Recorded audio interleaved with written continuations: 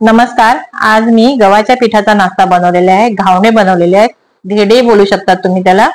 बघा मस्त अशी घावणे बनवलेली आहेत। रोज रोज चपाती खाऊन कंटाळा येतो, त्यावेळी असा नाश्ता बनवला तर खायला पण खूप छान लागतं। चहा सोबत हा खूप छान टेस्टी लागतो। तर चला तर मग माझा व्हिडिओ स्किप न करता पूर्ण पहा। एक मोठा बाउल मी गव्हाचे पीठ घेतलेले आहे, कोथिंबीर घेतलेला आहे, ओला नारळाचा 3 चमचे, एक हिरवी मिरची तुम्ही कमी जास्त करू शकता, जिरं पाव चमचा, ओवा पाव चमचा, हळद पाव चमचा आणि मीठ चवीनुसार घ्यायचं। आता हे सगळे जिन्नस एका बाउल मध्ये घालून घ्यायचे सगळे। अशा प्रकारे हे सगळे जिन्नस घालून घेऊन आपल्याला त्याचं बॅटर बनवायचं आहे।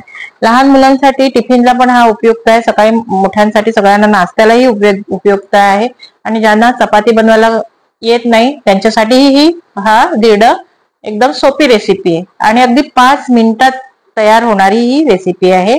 काही वेळ न लागता ती 5 मिनिटात तयार होते। बघा आता ओवा असा हातावर थोडासा रगडून घ्यायचा आहे, म्हणजे त्याचा थोडासा खमंग असा वास त्यामध्ये उतरतो। आता पाणी घालून त्याला जाडही नाही आणि पातळ नाही असं बॅटर बनवून घ्यायचंय, मिक्स करून घ्यायचंय। बघा अशा प्रकारे मस्त असं हे धिरडी बनली जातात।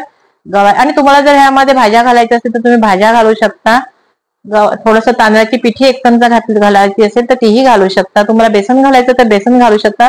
पण गव्हाच्या पिठाचा असा हा पौष्टिक असा नाश्ता आपला तयार होतो, आणि लहान मुलांना टिफिनला हे आवडीने हे नाश्ता खातात लहान मुलं। तर अशा प्रकारे बनवा। तीळ घाला 1 चमचा, तिळाचा खमंग पण छान येतो वास त्यामध्ये। आता एका पॅन गरम करून त्याला तेलाने ग्रीस करून घ्यायचं। तुम्ही बटरही लावू शकता, घी तूपही लावू शकता, आणि असं जाडसर असं घालायचंय, पातळ बनवायचं नाहीये।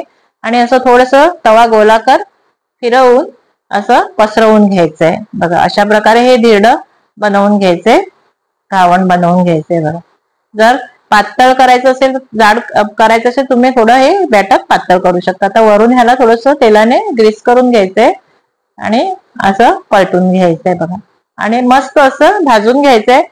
संध्याकाळपर्यंत हे धिरड, दुसऱ्या दिवशी पर्यंत अगदी सॉफ्ट। चपाती तरी थोडीशी कडक होते, पण हे धिरड बिलकुल कडक होत नाही, एकदम नरम नरम राहतं, सॉफ्ट असं। बघा आता हे दुसरंही घालून घेते। अशा प्रकारे मी सगळे बनवून घेते मस्त अशी। आणि ह्यामध्ये तुम्ही सिमला मिरची, गाजर सगळं घालू शकता, सगळ्या भाज्या तुमच्या आवडीनुसार तुम्ही भाज्याही घालू शकता। मस्त अशी संध्याकाळची सांगा किंवा सकाळची ही नाश्त्याची रेसिपी खूप छान, किंवा जेवणातही तुम्ही वापरू शकता। जर तुम्हाला रोजचं चपाती भाजी खायची कंटाळा आला असेल तर अशा प्रकारे तुम्ही जेवणातही वापरू शकता।